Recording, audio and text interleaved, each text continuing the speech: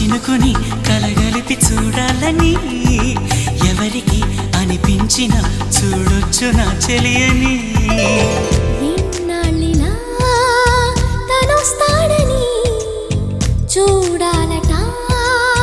ప్రతి దారిని ఏ తోటలో తనందోనని ఎటు పంపను నా మనసుని